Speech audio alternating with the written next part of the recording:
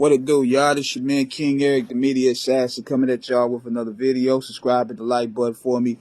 So Triple H today announces his retirement. He was on the show with Stephen A. Smith, and it's a somber situation, man, because regardless of how you feel about how he handled things backstage, how the Clique buried and bullied a lot of people in the late 90s, and he used his stroke of power to bury a lot of talent within the early 2000s. The past several years, it seemed like he had a makeover with his image. And I'll say this, I met him and I met Stephanie in 2015 at the airport. And I got to say, they are two of the nicest people within the business. Because ironically enough, a week prior, I met a certain famous rapper, and that nigga just shitted on me. Like, I tried to get an interview and everything, and that nigga just shitted on me. So I was thinking, okay, if Triple H and Stephanie is 1/3 of the same, it is what it is. But I was expecting them to treat me like an asshole, but they were nice. They were very nice. Triple H had his daughters with him. They was about to take a flight to Texas to do a show. So I changed my opinion about him that day. So I still didn't like how he did Booker T, but based off how Booker T actions have been for the past several years, and him even justifying him being buried, I was like, okay, so be it. Let him be shuffled. But going back to talking about Triple H and everything, I'll say this. The Rock wouldn't be where he is without Triple H, because of the simple fact that you need an antagonist to really put that baby face over. Stone Cold was going to be Stone Cold regardless, but The Rock needed a true antagonist. Because, see, Stone Cold's true antagonist was Vince McMahon. Even though people would say The Rock, but the true antagonist and what drew the big money was him and Vince McMahon. And even with The Rock and Stone Cold, it drew big money, but Triple H and The Rock, because they came out around the same era. They both led separate factions. They both had tension back and forth, so it was realism. They had a realism. They had a lot of tension between those two. It carried out within the camera. We carried out within the promos. Then they had the off-the-hook backlash Iron Man match, which was better than Shawn and Brett's. They really did the Iron Man justice. The crowd was glued on it from beginning to end. And me personally, being a wrestling fan, I like the Brett and Shawn joint, but at times it kind of waned.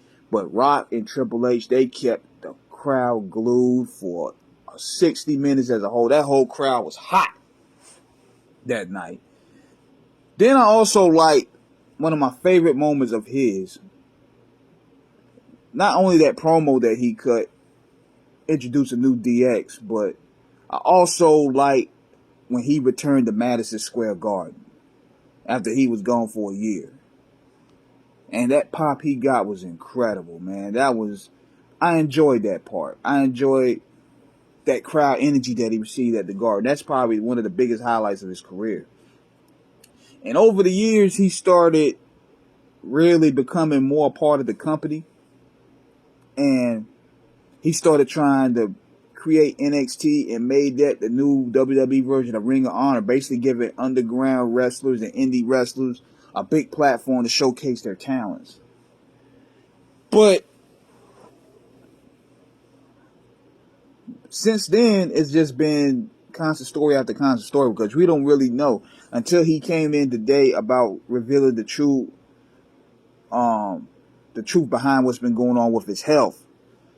And I didn't know. I had a feeling it was worse than they was putting out to be, because he was gone for like almost a whole year. We haven't seen no picture of him.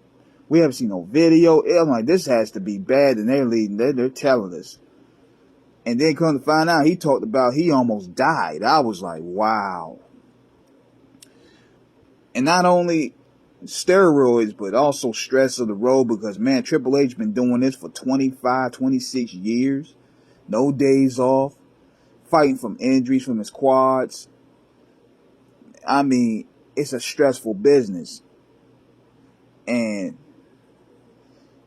that's the price to pay for it.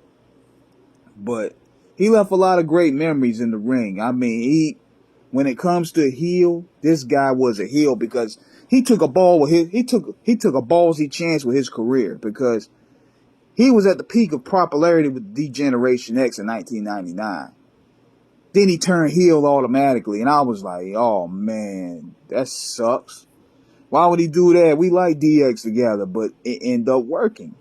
It took him a while to really find his thunder, but The Rock put him over. Foley put him over. So it worked both ways. Mick Foley and The Rock helped put Triple H get his credibility, and Triple H helped Mick and Rock become that antagonist that they needed to really get that popularity going. So it worked around. It worked overall. The matches with Stone Cold, they were okay, but nothing like Rock and Foley because Stone Cold didn't really need him. He was Stone Cold Steve Austin. He could feud with a broomstick and he'll still be over. So thank you, Triple H, for the memories. Thank you for putting on the show for 25 years when you didn't have to. For bringing the new town to NXT. And regardless of how you feel, man, regardless of how you feel about these guys backstage, I salute them for getting in the ring and doing what they do 300 days of the year with no days off and no seasons. Like, I salute that regardless. So, big salute to Triple H. I'm glad that he's still with us. Be sure to subscribe, hit the like button. Peace.